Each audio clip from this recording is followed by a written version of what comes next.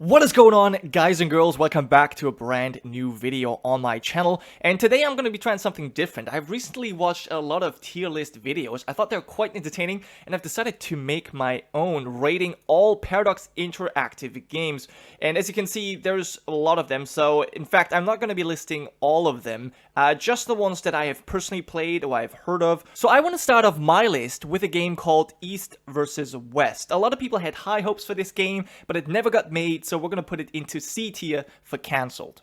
Now, the next game on my list has actually been made, so that's already a step in the right direction, but it hasn't been made by Paradox themselves. Paradox has only published the game. Still, it's very important to me because Knights of Honor is the game I lost my grand strategy virginity to, and so in a way I'm gonna have to put it into A for attachment. Then again, though, thinking about how it got me into gaming, really, I kind of need to move it down to D for depression. Alrighty. Up next, we've got EU3, and to be honest, the game is really not all that good. It doesn't deserve more than E tier. Maybe if we count in Divine Wind, Death and Taxes, we get up to D tier. But then again, I gotta remember that this was actually the first game I actively watched Let's Plays of. Well, actively and passively, I guess. And in a way, this was the game that got me into YouTube. And I'm not saying into making my own YouTube videos. That was something different. But it actually got me into, well, the platform YouTube itself, into actually watching videos there. I didn't really know of YouTube before that. And so I still, because of that, and because I still fondly remember the first campaign that I've actually followed, that was Shenra playing as Bromania, I'm gonna have to move EU3 into B tier.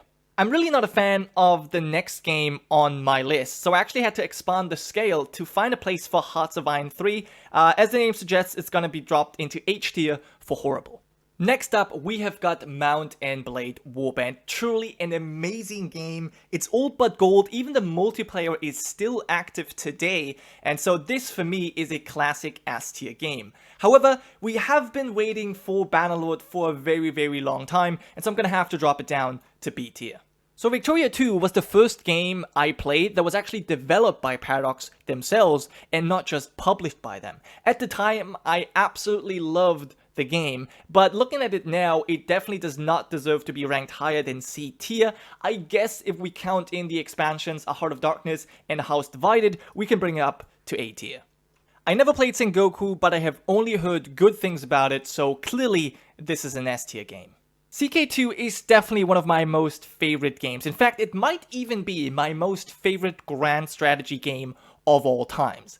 That said, when it first came out, it really didn't deserve to be ranked higher than a solid C tier. However, over the course of its existence, CK2 has undergone many changes, and DLCs such as Sunset Invasion catapulted it straight into S tier.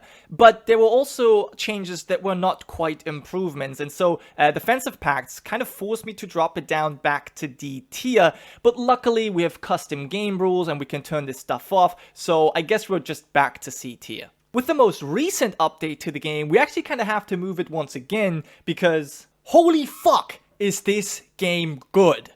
While doing research for this video, I was actually thrown a bit of a curveball with a game of dwarves, which I've never heard of before, I've obviously never played, and I actually completely wanted to dismiss. But then I stumbled across another game called Imperator, and I thought, well, I'm gonna have to rank them. So yeah, I put them both just below C. For coincidence? I think not. EU4 is my second most favorite game, and with Art of War we can definitely give it a A tier. Unfortunately, we also have to remember that it has this fucked up fort system, so I'm gonna have to drop it down to F tier. So, March of the Eagles, I have no clue. I probably shouldn't rank it at all, but instead I'm just gonna put it into E tier. City Skylines, I'm gonna put right into C tier next to the cancellation because for all I care, this game could have never been made. Moving on, we have got Pillars of Eternity, and this is definitely gonna go straight into D for disappointment because I paid $40 for this game and played it not even 20 hours, I think. I just really did not enjoy that at all, and so I feel like this fits very, very good for that game. So at first, I wanted to put Hearts of Iron 4 right next to its predecessor into H tier, but something doesn't seem right here. Yeah, definitely deserves its own category. There's nothing bad I can say about Stellaris. It's a well-rounded game, sexy graphics, no messing about. It's a clear winner that definitely deserves S tier. Well, except for the fact that it's not a strategy game, it's actually something different, so I'm gonna have to put it down here. Yeah. According to Steam reviews, Imperator Rome definitely deserves that S tier spot, but I actually kind of disagree, which is why I'm giving it T for time instead. Alright everybody, that was my tier list video on Paradox titles. Please take this incredibly seriously and plan your game purchases accordingly. In fact, if you are currently thinking about buying a new game, I highly encourage you to check out the link I've left in the description, because that leads you to my partner shop, Games Planet, which offers many titles at a reduced cost. It's usually 15 to 20% discount, but oftentimes there are great deals that reduce the cost significantly more. So for example, right now we've got the Civilization 6 offer that reduces the cost by 72%. That's insane, but obviously there's many other deals here as well. Definitely worth checking out, and I would really appreciate if you could use my link if you make any purchases here, because as an affiliate, I get part of the revenue whenever you make a purchase, and that just helps me out, and I appreciate it a lot when you do that. Now that said, I just want to thank you all so much for watching. I hope you have enjoyed this different video. I definitely had a lot of fun making it, and yeah, you just let me know if you want to see more of this or not.